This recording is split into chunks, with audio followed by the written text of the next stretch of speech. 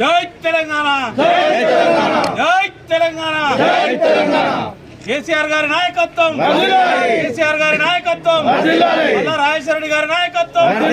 జై తెలంగాణ, జై తెలంగాణ.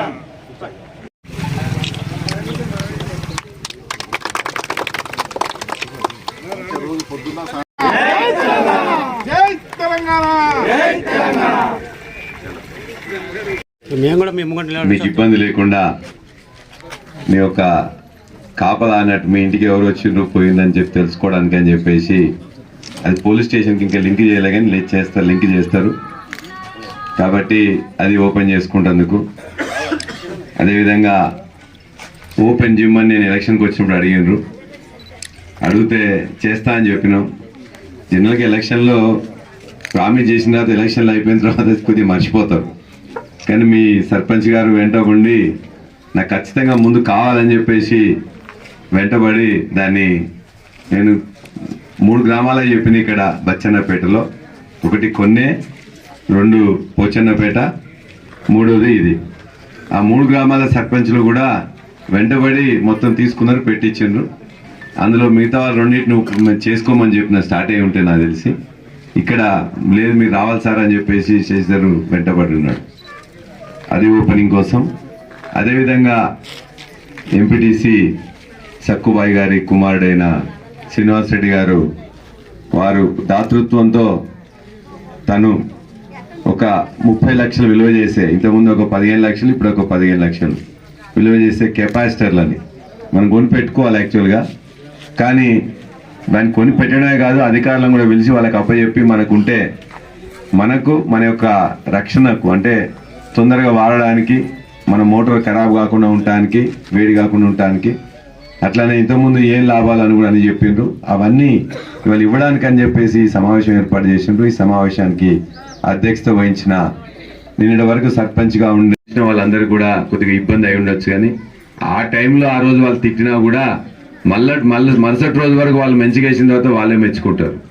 కాబట్టి ఎందుకంటే ఏదో కొద్ది దూరం పోయి వేయడమో లేకపోతే మిగతా దానిలో తొందర పనులు ఉండడంలో ఆ క్షణానికి వాళ్ళు తిట్టినట్టు చేసినా కూడా అరే మంచి పని చేస్తాండే అని చెప్పేసి ఆ రోజు కాకపోయినా ఆ తర్వాత కూడా వాళ్ళందరూ మెచ్చుకుంటారు.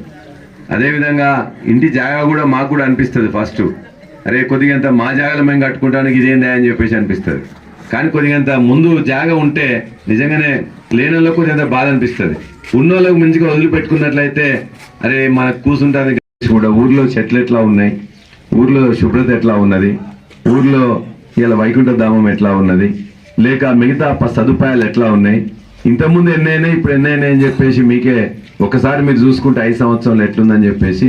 కాబట్టి మిమ్మల్ని క్షణంలో ఏదో ఒకటి మామూలుగా పెట్టుకున్నా కూడా చిరస్థాయిలో పిల్లగాడు ఉన్నప్పుడు రమణన్న కూడా చెప్పారు ఖచ్చితంగా మంచి నీళ్ళ సంగతి. నేను తపాసుపల్లి నీళ్ళ గురించి కూడా మొన్ననే మీటింగ్ అయితే అక్కడ చెప్పొచ్చిన. ఇవాళ గోదావరిలో నీళ్ళు ఎప్పటికి వస్తూ ఉంటాయి, గోదావరిలో నీళ్ళు అనేది రాకుండా ఉండే. గోదావరి ఎప్పుడైతే మనం ఇక్కడ మనం అసలు ఎత్తుకుంటాం నీళ్లు, సమ్మక్క సారక్క దాని దగ్గర రిజర్వాయర్ ఉంటుందో సమ్మక్క రిజర్వాయర్, దానికంటే ముందు నీళ్లు ఎప్పటికి వస్తూనే ఉంటాయి. ఒకవైపు కాళేశ్వరం నుంచి వచ్చే నీళ్లు, అట్లానే ఒరిస్సా నుంచి వెళ్ళి ఇంద్రావతి నుంచి వచ్చే నీళ్లు కలిపి ఆడ ఎండాకాలం కూడా నీళ్ళు వస్తుంటాయి. ఆ నీళ్లు ఎత్తుకోవడానికి అని చెప్పి మనకు కరెంట్ కావాలి, అంతే. నీళ్లు ఎత్తుకోవడానికి కావాల్సిన మోటార్లు ఫిట్ చేసినాం, ఎక్కువ కెపాసిటీ మోటార్లు ఫిట్ చేసినాం. అదేవిధంగా కాలువలు అవన్నీ కూడా బాగు చేసుకున్నాం. మల్లన్న సాగర్ నుంచి తపాసుపల్లి కూడా పని నడుస్తూ ఉన్నది. ఎందుకంటే మనకు 24 గంటలు మనకు నీళ్లు వచ్చేటట్టు ఉండాలని చెప్పేసి ఉద్దేశంతో నాడు కేసీఆర్ గారు ప్రయత్నం చేసి తపాసుపల్లి రిజర్వాయర్ ఎప్పటికీ నిండుకుండలా ఉండాలని ఉంటున్నారు. తపాసుపల్లి నిండితే మనకి ఏముంది, పైన ఉంటే మనకి ఇమీడియట్ గా వచ్చేస్తుంటాయి. కాబట్టి మొన్న కూడా మీటింగ్ అయితే మినిస్టర్లకు కూడా చెప్పిన, మాకు ధర్మసాగర్లో పడతాయి, ధర్మసాగర్ నుంచి వెళ్ళి గండిరామారం పడతాయి, గండిరామారం నుంచి వెళ్ళి తపాసుపల్లి పడతాయి. ఈ తపాసుపల్లి గండిరామారం తపాసుపల్లి కాకుండా లగ్నూరు కానీ లేకపోతే మిగతా ఎక్కడెక్కడైతే ఉన్నాయో కనబోయినగూడెం కానీ ఇవన్నిట్లలో నీళ్లు ఖచ్చితంగా ఉండాలి. రెండోది చెరువులు, పోయినసారి ఇదే సమయానికి 257 చెరువులు మన యొక్క నియోజకవర్గంలో ఉంటే 120 చెరువులు 75 నుండి 100% నిండి ఉండే. ఈసారి 5% నిండి ఉన్నాయి. కాబట్టి అట్లా కాకుండా మొత్తం చెరువులు కూడా మళ్ళా నింపే ప్రయత్నం చేయమని చెప్పి కూడా నేను వాళ్ళకి రిక్వెస్ట్ చేసిన. ఎన్నికల వరకే రాజకీయాలు, ఎన్నికలు అయిన తర్వాత సర్పంచ్ని అందరూ గెలిపించిండ్రు, అయిపోయింది. అట్లానే సర్పంచ్ ఊరందరికీ చేయాల్సిందే, వీళ్ళు వేయలేదు వాళ్ళు వేయలేని చేయకుండా ఉండొద్దు. అట్లానే ఇవాళ నేను ఎమ్మెల్యేగా మీ అందరికి గెలిపించిన తర్వాత మొత్తం కూడా మా ప్రజల యొక్క అన్ని బాగు చూసుకోవాల్సిందే. కాబట్టి వాళ్ళకు మంత్రులు ముగ్గురుంటే మంత్రులు చెప్పిన అప్లికేషన్ ఇచ్చిన మా తపాసుపల్లి రిజర్వాయర్లో నీళ్ళు ఎప్పుడు ఉంటాడు చూడండి, ఆ కాలువలు వదిలేటట్టు చూడండి, ఆ లద్నూరు కానీ కనబైనగూడెం కానీ చీతకోడూరు కానీ ఈ రిజర్వాయర్లలో కూడా ఖచ్చితంగా నీళ్లు నింపండి, తద్వారా మా చెరువులన్నీ కూడా నింపాలని చెప్పి కూడా వారికి లెటర్ ఇచ్చిన, అందరి ముందే మాట్లాడినా, టీవీలలో పేపర్లో కూడా వచ్చింది, మీరు కూడా చూసింటారు. నాగిరెడ్డిపల్లి నాళ్ళు వచ్చే దాంట్లో నేను అపోజిషన్ ఎమ్మెల్యే అని చెప్పేసి నేను అడగకుండా ఉండేటాను కాదు, ఖచ్చితంగా బరాబర్గా అడుగుతాం, రిక్వెస్ట్ చేస్తాం, ముందు వాళ్ళు చేయకపోతే డిమాండ్ చేస్తాం, అది కూడా చేయకపోతే పోరాటం చేస్తాం. అంతేగాని 5 సంవత్సరాలు మీరు అద్భుతమైన విజయం ఇచ్చారు నాగిరెడ్డిపల్లి అందరూ కూడా. నేను మొత్తం నాగిరెడ్డిపల్లి వాస్తవులందరూ కూడా నేను పాదాభివందనం తెలియజేస్తా ఉన్నాను. కాబట్టి ఇంత విజయం ఇచ్చినప్పుడు మీ యొక్క కష్ట సుఖాల్లో నేను ఎప్పటికి ఉండాల్సిందే. పోవచ్చు నాకు చేయగలిగినవన్నీ ఇప్పుడు గివికి పైసలు నా పైసలు పెట్టి చేయొచ్చు అంటే జిమ్ ఇచ్చిన, అట్లానే నాకు జీతం 2 లక్షలు 2,20,000 వస్తాయి. నేను చెప్పిన 5 సంవత్సరాల వరకు కూడా ఆ జీతాన్ని నేను వాడుకోను, మన దగ్గర ఉండే ఎవరన్నా అక్కడెక్కడ ఏదన్నా కొంచెం చనిపోయినా లేకపోతే ఇబ్బంది ఉన్నా ఏమన్నా ఉన్నా కూడా చేస్తా అని చెప్పేసి అన్నా. కాబట్టి 5 సంవత్సరాలు నా జీతాన్ని కూడా ఇక్కడ ఉన్న ఎవరైనా పేద ప్రజల అవసరాలకు మాత్రమే వాడతా అని చెప్పి మీ అందరికి వాగ్దానం చేస్తా ఉన్నా. అవసరం అనుకుంటే నా హాస్పిటల్ ఉన్నది, హాస్పిటల్లో ఒక పైసా ఖర్చు లేకుండా మీ అందరికి చేస్తానని చెప్పి నేను చెప్పిన. ఇవాళ కూడా దరిదాపుగా ఈ గ్రామం నుండి కూడా పోయిందని చెప్పేసి అంటున్నారు, బచ్చనపేట నుండి కూడా పోయిన, ప్రతి నెల కూడా దగ్గర 50 లక్షల ఖర్చు వస్తుంది. అయినా పర్వాలేదు, నేను వాగ్దానం చేసిన కాబట్టి వాగ్దానం చేసిన ప్రకారం వచ్చే 5 సంవత్సరాలు 3 నెలలు చేస్తూనే ఉన్నాం. 5 సంవత్సరాలు కూడా మన బచ్చన్నపేట నాగిరెడ్డిపల్లి కానీ బచ్చన్నపేట కానీ లేకపోతే మొత్తం జనగామ నియోజకవర్గ ప్రజలకు ఇచ్చిన వాగ్దానం ప్రకారం ఉచితంగా నాణ్యమైన వైద్యాన్ని ఖచ్చితంగా అందిస్తానని చెప్పేసి నీలిమ హాస్పిటల్స్ మరొకసారి మీకు వాగ్దానం చేస్తున్నా.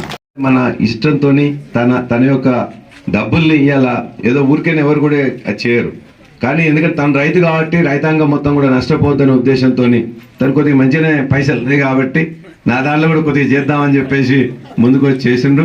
వారికి పైసలు లేకపోతే చేస్తామన్నా కొద్దిగా శ్రీనివాస్ రెడ్డి గారికి వారి తల్లి గారికి కూడా నిజంగా మా రైతులందరి తరఫున నాగిరెడ్డిపల్లి రైతులందరి తరఫున కూడా మీకు ధన్యవాదాలు తెలియజేస్తున్నాం. బచ్చన్నపేట రైతులందరినీ కూడా, ఎందుకంటే దగ్గర ఇంతకుముందు ఇచ్చిండు, మళ్ళీ 2,950 మళ్ళీ 3,000 6,000 మంది రైతులకు ఇస్తున్నారు. ఎంతో ఉడతా భక్తిగా మీకు ఇంతంత అది చేస్తే మోర్ కరెంట్ కావద్దని చెప్పేసి మంచి సేవ చేస్తున్నారు అన్న. ఈ విధంగా చేయడం ద్వారా మీరు వృద్ధి చెందాలని చెప్పేసి కూడా మనసారా మా రైతుల తరఫున నా తరఫున కూడా మీకు కోరుకుంటాం. కొద్దిగానే ఉంటాయి, ఇంతకుముందు వాళ్ళు చెప్పినట్టు నేను అబద్ధాలు ప్రచారం చేయను, ఎందుకంటే ఉద్యోగాలు వచ్చేదే కొద్దిగా వస్తాయి. ఆ వచ్చిన నేను చాలా ఎక్కువ ఇస్తానని చెప్పి చివరికి ఇయ్యలేక చివరికి వాళ్ళ మీద వీళ్ళ మీద కాకుండా ఎన్ని ఉద్యోగాలు వస్తే ఆ ఉద్యోగాలకు మంచిగా ప్రిపేర్ అవ్వాలి. దానికి ఎక్కడ కూడా మళ్ళీ ఏ ఎమ్మెల్యేనో ఎమ్మెల్సీనో ఇచ్చేది కాదు. కాబట్టి గ్రామాల్లో ఉండే యువత కూడా ఎక్కడెక్కడ నోటిఫికేషన్లు వస్తాయి చూసుకొని దానికోసం ప్రిపేర్ కావాలని. ఒకవేళ రానట్లయితే ఒక మనకు ఏముంటుందంటే ఈ పని అంటే వీలే చేయాలని చెప్పేసి ఒకటి రాసి పెట్టుకున్నట్టు ఉంటుంది. మనం బీఎస్సీ చదువుతాం, బిఏ చదువుతాం, లేకపోతే ఎంఎస్సీ చదువుతాం, మనం చదువుకున్నాం కాబట్టి ఈ పని చేయకుండా ఉంటే బాగుంటుందని చెప్పేసి ఉంటాం. మన అమ్మ పని చేస్తుంటారు, నాన్న పని చేస్తారు, తాత పని చేస్తారు, నాయన ఇంట్లో ఉన్న తర్వాత కొద్దిగా షాన్ ఫీల్ అవుతూ ఉంటాం, అయ్యో మనం చదువుకుంటే కదా ఎందుకు పని చేయాలని చెప్పి. చదువుకుంది పని చేయకపోవడానికి కాదు, మన మంచి పని దొరికేదాకా ఏ పనైనా పని చేయాల్సిందే. గవర్నమెంట్ ఉద్యోగం వస్తుందా, ప్రైవేట్ ఉద్యోగం వస్తుందా, మనం దుబాయ్ పోతాం, వేరే మామూలు చిన్న పనులు చేస్తాం. అమెరికా పోతారు, అమెరికాలో ఇలా డాలర్లు సంపాదించిన వాళ్ళు కూడా మొత్తం పని వాళ్ళే చేసుకుంటారు. మొత్తం ఇంట్లో గిన్నెల తోమే దగ్గర నుంచి వెళ్ళి మొత్తం డిష్ వాషర్ అని వేస్తారు. డిష్ వాషర్ వేసే ముందు కూడా మొత్తం కొద్దిగా క్లీన్ చేసి అందులో పెట్టాలి, మళ్ళీ తర్వాత కూడా తుడుచుకోవాలి. డిష్ వాషర్ అన్ని డిష్ వాషర్లు అయ్యారు. ఇవాళ ఛాయ్ పెట్టిందంటే మళ్ళీ ఎవరైనా వస్తే ఛాయ్ పెట్టడం మళ్ళీ చేసుకోవాలంటే తోతూనే ఉంటారు కదా. అమెరికా పోయి పని చేస్తాం, దుబాయ్ పోయి పని చేస్తాం, హైదరాబాద్ పోయి పని చేస్తాం, నాగిరెడ్డిపల్లి పని చేయాలంటే షాన్ పడతాం. కాబట్టి పని చేసే దగ్గర నాకు డిగ్రీ ఉంది కదా అని చెప్పేసి ఫీల్ కావద్దు. డిగ్రీనే పనినే. వాళ్ళందరూ ఏమనుకోవాలి, అరే ఇంత డిగ్రీ పీజీ చేసినా కూడా ఈయన పని చేసుకుంటున్నారు అని చెప్పేసి అని తిట్టుండాలి. కాబట్టి ఇవ్వాలని చెప్పి కూడా అడుగుదాం. ఎందుకంటే పైసలు ఒక్కొక్క దానికి పోతాయి వస్తాయి. మేము కూడా ఎండి గారికి చెప్పామని అన్నారు, చైర్మన్ గారు కానీ ఎండి గారు కానీ, చైర్మన్ గారు కొత్త వాళ్ళు లేనట్టున్నారు, ఎండి గారికి చెప్పి తొందరగా పైసలు వచ్చేటట్టు. ఎందుకంటే మనకు కొన్ని ఇంతకుముందు ఉన్నంత వరకు నేను రైతు బంధు అధ్యక్షుడు కాబట్టి ఎప్పుడు చేయాలనో చేసినాం. రైతు బంధు పైసలు కూడా ఎట్లా పడ్డాయో మీకు తెలుసు, 11 సార్లు. కాబట్టి ఇవాళ నేను దాన్ని కాంట్రవర్సీ చేయదలుచుకోలే. కాబట్టి నేను రైతు బంధు అధ్యక్షునిగా ఉన్నప్పుడు కేసీఆర్ సార్తో మాట్లాడి ఇవాళ ఇన్ని పడ్డాయి అని 10 రోజుల్లో ఇవాళ 1 ఎకరం, రేపు 2 ఎకరం, ఎల్లుండి 3 ఎకరం, 4 ఎకరం అని వేసినాం. ఇప్పుడే దాని గురించి మాట్లాడే అవసరం కాంట్రవర్సీ నేను చేయదలుచుకోలే. పైసలు తొందర రావాలని కోరుకుంటా. రాకపోతే తర్వాత అడుగుదాం. ఇప్పుడే వచ్చింది కాబట్టి వాళ్ళు ఇప్పుడే ఎక్కింది కదా, కొన్ని రోజులు ఆగుదాం. ఆగి మెల్లగా అడుగుతాను. ఎందుకంటే ఇయ్యాలనే వచ్చి నువ్వు ఇయ్యలేదా అట్టిట్లా అని చెప్పేసి అడగం. ఖచ్చితంగా అందరినీ మన యొక్క పైసలు 2 నెలలు అయినాయి కాబట్టి తప్పనిసరిగా పాల పైసలు ఏదైతే ఉన్నాయో ఖచ్చితంగా అడుగుతా. వారు ఎవరైతే కొత్త వాళ్ళు వచ్చినో వాళ్ళని అడిగి నేను ప్రయత్నం చేస్తా. ప్రయత్నం ఉంటుంది, ప్రయత్నంలో తప్పు ఉండదు. ఫలితం వస్తుందా రాదనే తర్వాత ఆలోచిద్దాం. నా ప్రయత్నం లోపం అనేది ఖచ్చితంగా ఉండదు. కాబట్టి మీ అందరికి కూడా మరొకసారి మీ అందరికి నమస్కారం తెలియజేస్తూ, కాదు ప్రభుత్వం చేయాల్సినవి కొద్దిగా అరే వీళ్ళు ఇన్ని రోజుల బట్టి వీళ్ళే పనులు చేసిన మళ్ళీ వీళ్ళకి వేయాలని చెప్పి కొద్దిగా మమ్మల్ని పక్కన పెడతారు. పెట్టినా పర్వాలే. కొద్దిగా పార్లమెంట్ ఎలక్షన్ లేదాక ఉరుకులాడుతూ ఉంటారు. ఉరుకులాడియండి, ఉరుకులాడి పని చేయాలి. నాకేంటంటే ఎవరు ఉరుకులాడినా కూడా నాగేడుపల్లిలో వస్తే పని చేస్తే ఆ ఉరుకులాట అనేది ఉపయోగపడుతుంది. ఉరుకులాడి నన్ను తిట్టడానికో వేరే వాళ్ళని తిట్టడానికో ఉపయోగపడితే కాదు కదా. నేను అందరి మిగతా వాళ్ళని కూడా పోటీపడి ఉరుకులాడి పనిచేయాలని చెప్పేసి కోరుతూ, ఖచ్చితంగా చాలా మళ్ళొకసారి ఎప్పటికి కూడా నాగిరెడ్డిపల్లి వాస్తవ్యులు ఎక్కడే పనున్నా మీ సర్పంచ్ గారు ఇవాళ అయిపోవచ్చు టర్ము, అయినా కూడా సర్పంచ్ గారు కానీ, ఎంపీడీస్ కానీ, వార్డు సభ్యులు కానీ, లేకపోతే నాయకులు ఎవరున్నా పార్టీ నాయకులు కానీ మిగతా వాళ్ళు ఎవరైనా వస్తే వచ్చే 5 సంవత్సరాల వరకు మాత్రం ఖచ్చితంగా మీ పనులు చేయడానికే నా ప్రయత్నం చేస్తానని చెప్పేసి మరొకసారి మీకు అందరికీ తెలియజేస్తూ, మరొకసారి మీ